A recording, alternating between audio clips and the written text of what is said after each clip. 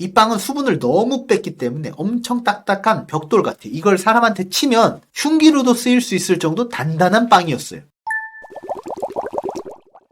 오늘은 유럽과 관련된 내용인데 유럽의 어떤 침략자로서의 역사가 아니라 대항해 시대의 선언과 관련된 배경에 대해서 이야기를 해볼까 합니다. 유럽은 자원이 부족한 지역이잖아요. 유럽 안에서 농사를 짓거나 가축을 길러서 유럽 내에 있는 인구를 다 먹이면서 자급자족하면서 발전을 하기가 매우 어려웠어요. 따라서 필사적으로 유럽 밖으로 나가서 무언가 교역을 하거나 해외 진출을 해야 되었잖아요. 그래서 콜럼버스라든지 바스코 다 가마라든지 마젤란이 필사적으로 더 해외로 진출했던 거죠.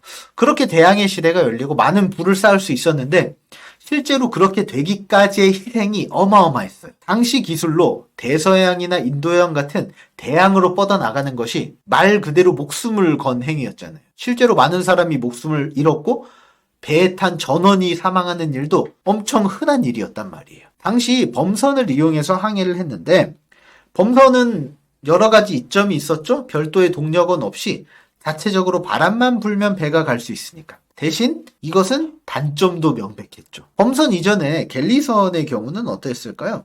갤리선의 경우에는 특징이 옆에 노가 엄청나게 붙어있죠. 계속 노를 젓는 노예가 필요했던 거예요. 갤리선의 단면을 이렇게 보게 되면 노가 이렇게 옆으로 꽂혀 있을 거 아니에요. 그리고 노를 젓는 노예들이 이렇게 옆으로 타고 있었겠죠. 노가 1단이면 1단 갤리선, 노가 3단이면 3단 갤리선, 더 많게는 5단 갤리선 이렇게도 있었다는 거예요. 이렇게 노가 있으니까 안정적으로 동력을 얻어서 전진할 수 있는데 단점은 뭐예요? 노예가 공짜로 노동을 시켜줘도 노예도 부실하지만 뭐라도 먹여야 되잖아요. 노예 태울 칸도 어느 정도 확보가 돼 있어야 되고 노예가 수가 엄청 많으니까 노예의 식량도 엄청나게 많아야 되죠. 따라서 배 빈 공간이 별로 없었던 거예요. 배 빈 공간이 너무 좁으니까 애초 짐을 많이 싣고 멀리 나갈 수 있는 환경은 되지 않았고 가까운 연안, 해안, 지중해 정도는 가능했어요. 근데 범선의 시대가 되면서 노예도 필요 없죠. 노도 필요 없죠. 그만큼의 식량도 줄죠. 그러니까 배에 실을 수 있는 공간이 그나마 많아졌죠. 게다가 동력원도 바람만 불면 되니까 별도의 동력원을 위한 동력장치도 필요가 없었던 거죠. 사실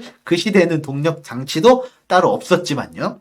문제는 뭐예요? 이 바람이 불어서 배가 가야 되는데 바람이 없으면 곤란한 거예요. 범선은 바람을 보통 뒤에서 이렇게 부는 게 베스트죠. 근데 바람이 앞에서 맞바람이 불어도 괜찮아요. 앞에 삼각도시 있는데 삼각도시 있으면 앞에서 맞바람이 와도 이렇게 지그재그로 항해를 진행을 할 수 있었어요. 그러니까 어디서든 앞이든 옆이든 뒤든 어쨌든 바람이 불면 그나마 괜찮은데 적도에 가면 무풍지대가 있는 거예요. 이 무풍지대는 바람이 불지 않는 거예요. 그러니까 바람이 불지 않으면 노를 저을 수도 없고 꼼짝도 못하고 하세월 기다려야 되는 거예요. 이 무풍지대가 범선시대의 선원들에게는 공포의 대상이었던 거죠. 그럴 경우 가장 문제는 뭐였을까요? 바로 식량이었죠. 이 범선에 뭘 실었냐 당시 단면도를 묘사한 그림인데 뭐가 실렸는지 구체적으로는 알 필요는 없지만 어쨌든 꽉꽉꽉꽉 채웠죠.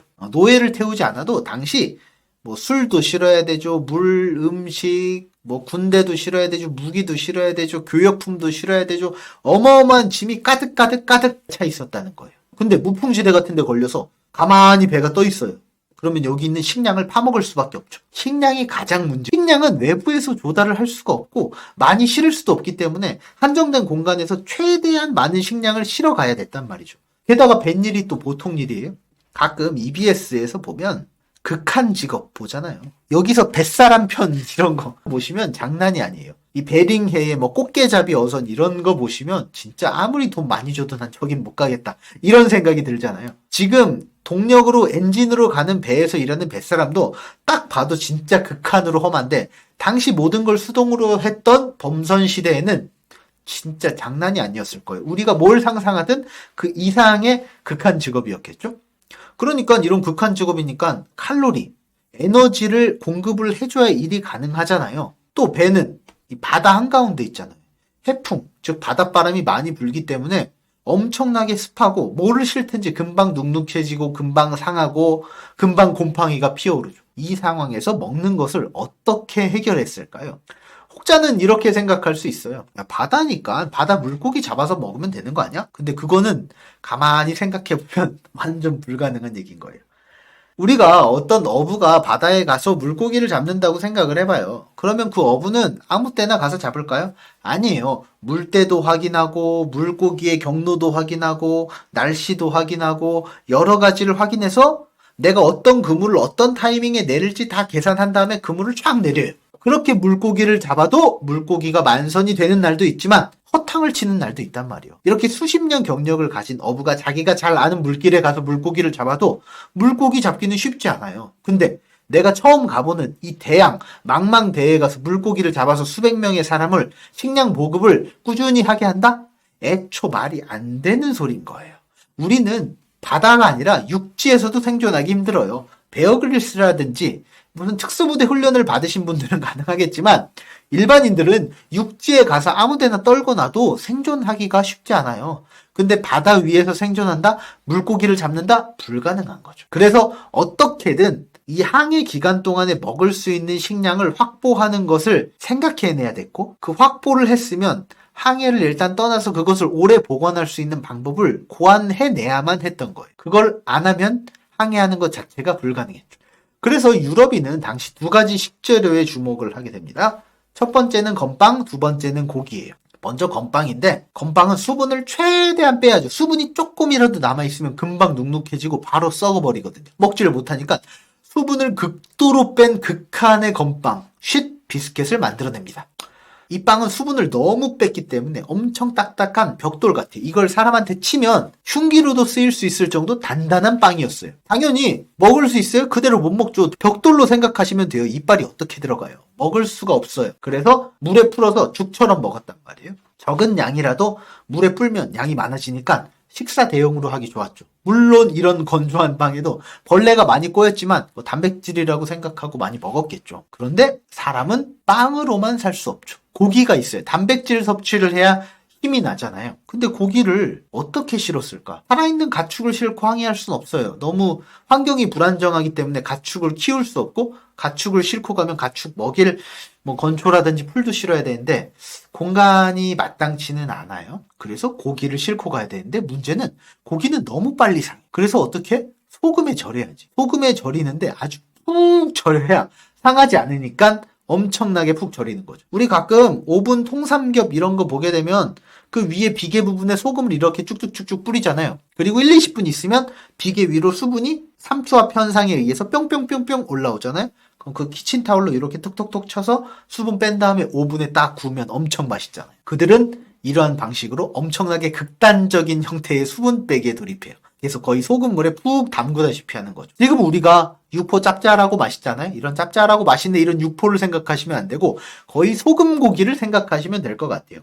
이 소금에 하도 담그니까 이 염장고기에 색깔이 변해서 마치 똥색처럼 변하는 거예요. 이런 똥색이라 색깔이 너무 거시기 하지만 어떡해요? 살려면 먹어야죠.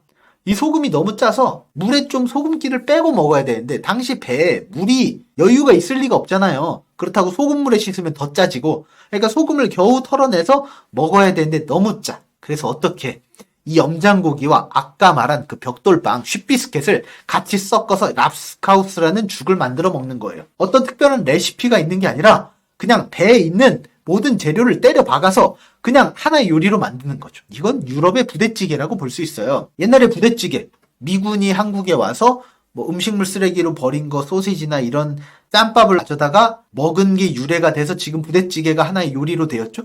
이 당시 랍스카우스도 사람들이 맛있어서 먹은 게 아니에요. 그냥 단지 생존을 위해서 먹은 거죠. 근데 이게 지금 요리처럼 돼서 랍스카우스라는 요리가 되었죠. 이렇게 해서 칼로리, 에너지원을 해결합니다. 자, 문제는 이게 끝이 아니었다는 거예요. 빵과 고기를 섭취했지만 다른 영양소, 즉 비타민 C가 부족했단 말이죠. 괴혈병은 채소를 먹지 못해서 생기는 병이죠. 괴혈병은 당시 항해에서 있어서는 흔한 병이었어요. 한 항해 기록에 따르면 괴혈병에 걸리지 않은 사람이 없다 이런 기록도 많고, 한 달 만에 배 한 척에서 괴혈병에 50명이 걸렸다 이런 기록도 너무 흔해요. 이 비타민 C는 우리 몸의 결합 조직을 구성하는 콜라겐을 결합하는 일을 하잖아요. 그런데 비타민 C가 없어지면 이 결합 조직을 구성하는 콜라겐을 형성하지 못해서 결합 조직이 풀려버리게 되는 거죠. 그래서 배에서는 힘을 쓰는 일이 많은데 이 힘을 쓰다가 결합 조직이 제대로 형성되지 못해서